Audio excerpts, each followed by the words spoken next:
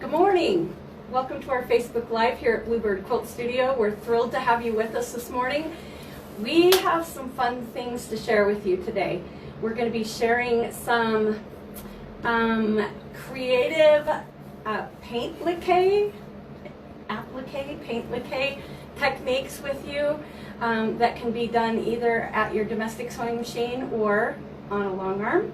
We're going to be talking about some fun new projects and fabrics that we have coming, a great new class, and just want to make sure that we share with you about our upcoming Christmas Facebook Live, Christmas in July Facebook Live sale that is going to be happening this coming Monday.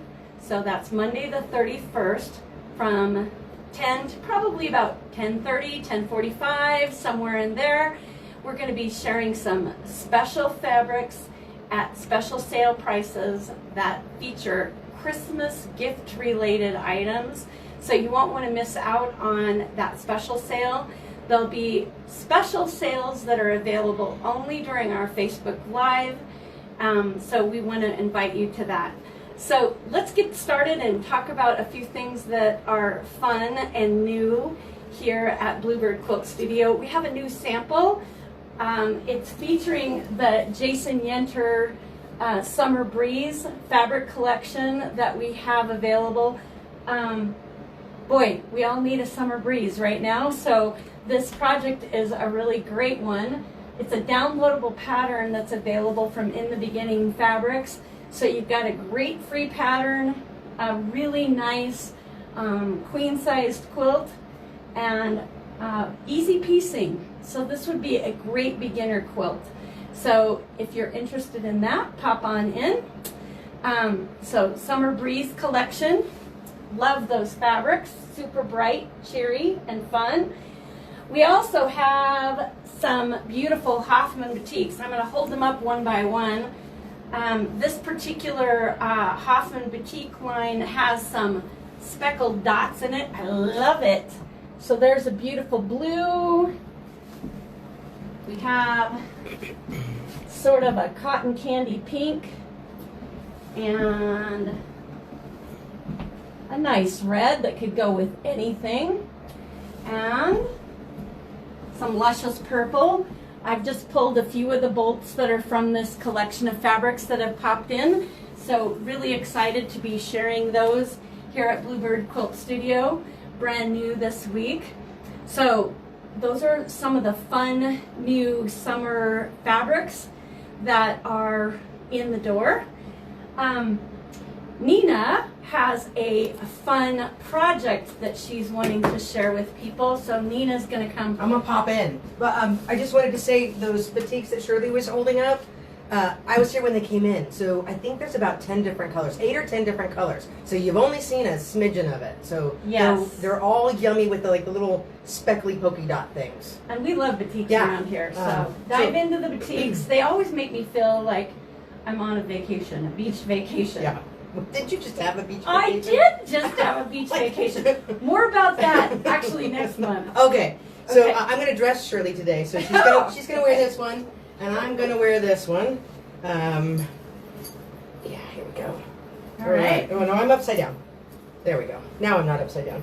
So these are incredibly popular purses, I must say. If you go to certain athletic stores, you'll see them, and you'll see all the young people totally wearing these things. Now, I've made about 8 of them so far, because these are going to be my Christmas presents, and you can wear it like this, or you can be like my mom, who insists on tightening it up and wearing it like the 1980s have come back.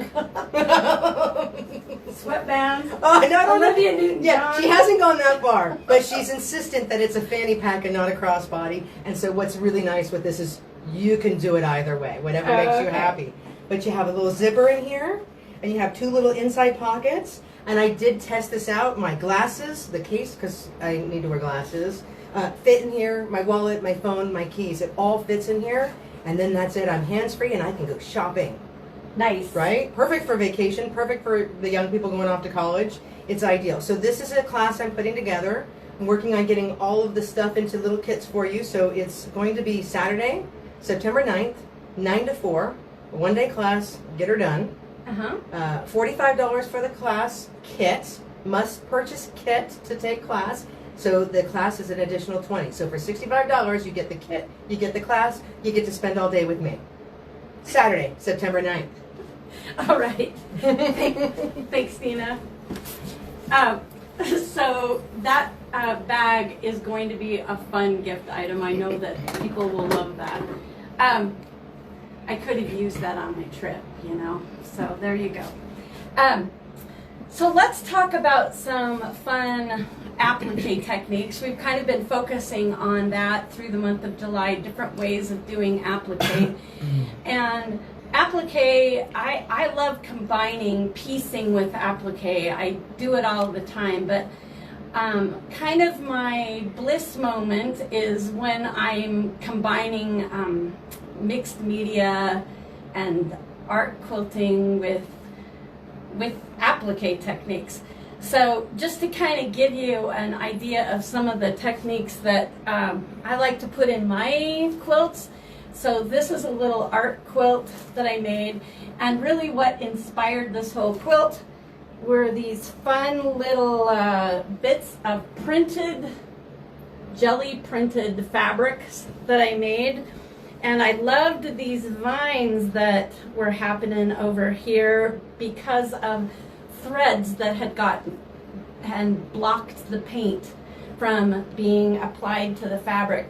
And so that's what jump-started this whole project. It's an art quilt, so part of this is actually jelly printed papers that I've stitched down and then appliqued with either decorative stitches or hand applied buttons, or honestly just straight stitching on a machine. There's some free motion quilting to stitch down the appliques that are on top. So this is the kind of thing that really floats my boat. I love these kinds of painted art quilts, and they just I don't know, they give me a sense of peace. So I really enjoy doing them.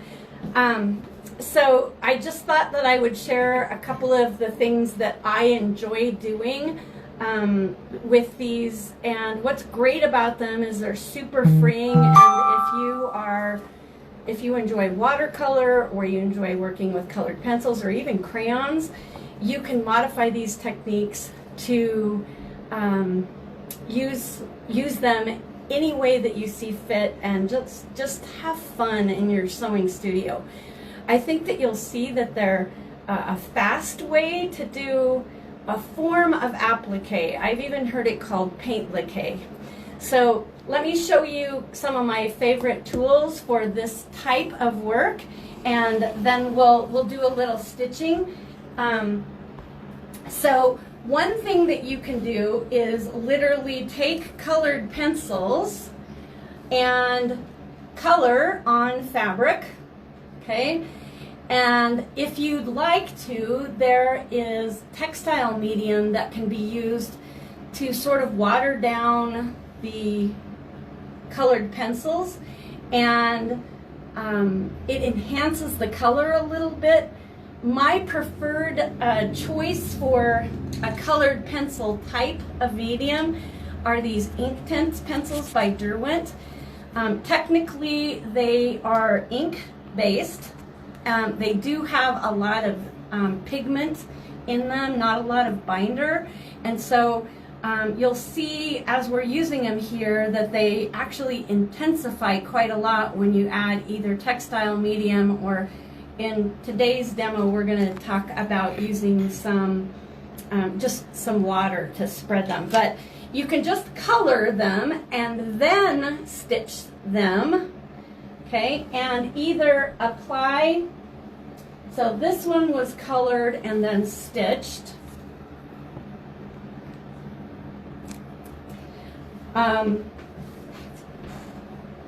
Or if you want to, you can do that same technique there, color them, stitch them, and then you can even add fabric appliques right on top. So they're just these little bits of fabric are just stitched down right on top of essentially a watercolored background that was created with these Inktense pencils. So let me kind of show you a little bit of how you would do that. We're going to do two different quick methods here. We're going to take some of these Inktense pencils, and I have prepared for dyeing Kona fabric. Prepared for dyeing fabric is perfect for this because your regular fabric, when it comes off the bolt, has sizing on it that kind of repels water, and this particular prepared for dyeing does not have that sizing in it, so it will absorb the medium a little bit. One thing that I find helpful is I usually put a piece of batting behind whatever it is that I am working on, so that it sort of absorbs the water as I am working. So let's just do a quick little flower here. I've been visiting gardens in British Columbia. I went to Bouchard today, or this last week, and so we'll just sketch out some quick little flowers here and just show you how you can have fun with doing this type of technique and how fast it can be. So we'll do a little, like a bachelor's button or something, I don't know. I think I have a blue in here. These blend beautifully, and what's kind of neat, just like watercolor, you don't always know exactly what you're going to get, and that's okay. So after you have applied some color, let's get some green down here too. So after you've applied some color, and you can see they're pretty intense. So let me do a couple of leaves here. After you've applied some color, you can go back and add more if you didn't get enough. Okay, so here we go. Add as much as you want. You get the idea. And it does not have to be perfect. So let your inner child have a little fun with that. We're probably going to want to add more to it, but okay. And then I have a brush that's not intended for watercolors. It's actually intended for acrylic paint, so it's kind of stiffer. You can kind of see the texture of the brush. It's a little stiffer. It will kind of release the fabric, or at least release the pigment onto the fabric here. So if I do a little bit of this. And what's that in your cup there, Shirley? This is water right here, but if I was working at home, I'd actually do about a 50-50 dilution of textile medium and water. But look at that. Isn't that fun? It's like the flowers blooming right before your eyes. So, and it's so relaxing. And I hope you can see that it is, you know, it is not a precise technique. It can be if you want it to be. There's resists that you can use. You can use Gouda that's used for batiks. If you like a cleaner line, I'll show you a sample of that in a minute. Did you say Gouda? It's called Gouda. Like the cheese? Well, no, not like the cheese. However, that sounds delicious. All right, so we're going to do this kind of quick. And then what you do is you go over, I usually go over to my embroidery threads and grab matching thread. Now, I do not have matching thread, and I would let this dry.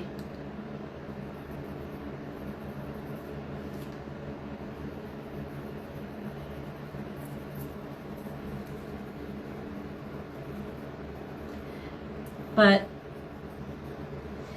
just to show you, if you can directly apply this, and you can intensify the colors if you want, and you can get as detailed as you want by adding layers of color on top of it, and it blends. Okay, now you can see where I got a little heavy-handed with the water there. Because this is a water-based medium, it is going to travel with the water. So the way that I would handle this, if this was my project, if the water went a little out of bounds, I'd just say, we'll just add a little bit more pigment. And on a hot day like today, it's going to dry pretty quickly. The other thing is I actually have a layer of fabric behind there. With batting behind it, it actually kind of helps absorb it. So I actually recommend that you do it with batting.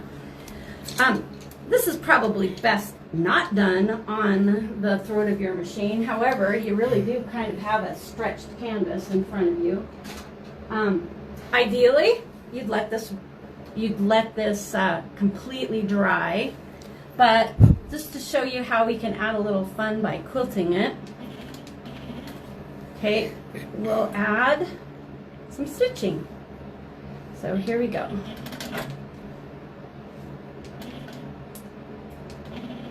Somebody's played with my automatic settings on here. Okay.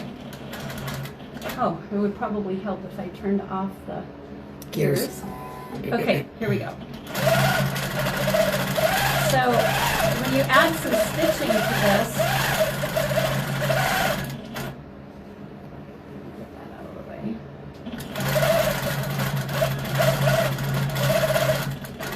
That flower starts coming to life.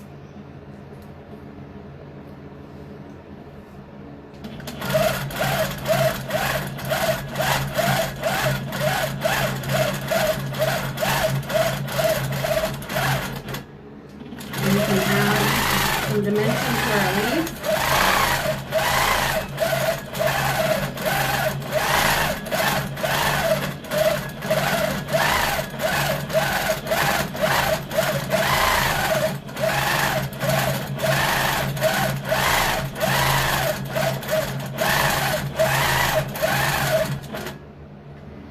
The good news is, for those of you that are a little scared of free motion quilting, you can see I kind of went off the line there.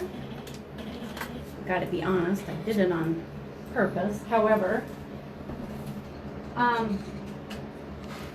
if you don't love it, you can just go back and add a little bit more color to it, and it'll all work out. A little bit more color, a little bit more water, and you can go back and forth to create these layers of Paintliqué, Inkliqué, I don't know, whatever you want to call this.